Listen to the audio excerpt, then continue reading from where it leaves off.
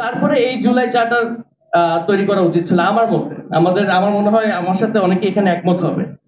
কারণ আহ, আপনি যদি নাই জানেন এটা বাস্তবায়িত কিভাবে হবে, তাহলে এটা বানিয়ে লাভ কি? যেহেতু এখন একটা প্রসেসে এসেছে এবং এটি তৈরি হচ্ছে, তার জন্য সাধুবাদ জানাই। এবং আমার এখানে এনসিপির পক্ষ থেকে, জাতীয় নাগরিক পার্টির পক্ষ থেকে 6টি স্টেপ দেওয়া হয়েছে বা 6টি পদ্ধতি দেওয়া আছে কিভাবে বাস্তবায়ন করা যায়।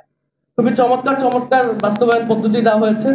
আমাদের হাদি ভাই কথা বলে গিয়েছে, এবং আমাদের যে খালেদ সাইফুল্লাহ ভাই যিনি ছিল, তিনি একটি খুব গুরুত্বপূর্ণ কথা বলে গিয়েছে, যে এর আগেও একটা সিনেমা হলের ঘটনাকে কেন্দ্র করে সংবিধান অ্যামেন্ডমেন্ট করা হয়েছে।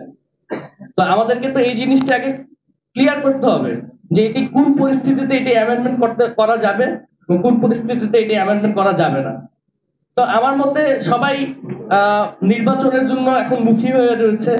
সবাই চায় ক্ষমতা হস্তান্তর হোক বা ক্ষমতার পালাবদল হোক। কিন্তু আমার মতে এই জুলাই চার্টার নিয়ে সর্বপ্রথম একটি গণভোট করা প্রয়োজন। এটি নির্বাচনের আগেই করা প্রয়োজন, এবং গণভোটের মাধ্যমে জনগণের এই স্বীকৃতিটা নেওয়া প্রয়োজন যে এই জুলাই চার্টারের আসল স্বীকৃতি কি।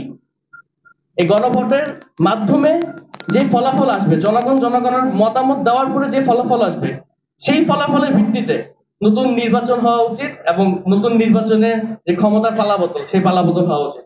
কারণ যারা ক্ষমতা নিবে বা যারা দায়িত্বে আসবে, তাদের তো আগে জানতে হবে যে তাদের দায়িত্ব আসার পর তাদের কার্যক্রম কি, এবং এই জুলাই চার্টার তারা বাস্তবায়ন তাদের তারা কিভাবে বাস্তবায়ন করবে।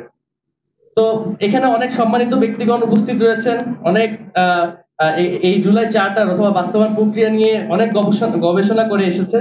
আহ, এত এখানে এসে আমি যতটুকু শিখেছি, এই জুলাই চার্টার গঠনের পুরো প্রক্রিয়া আমি অনলাইন বলেন, সোশ্যাল মিডিয়া বলেন, দেখে আমি অত কিছু শিখতে পারিনি।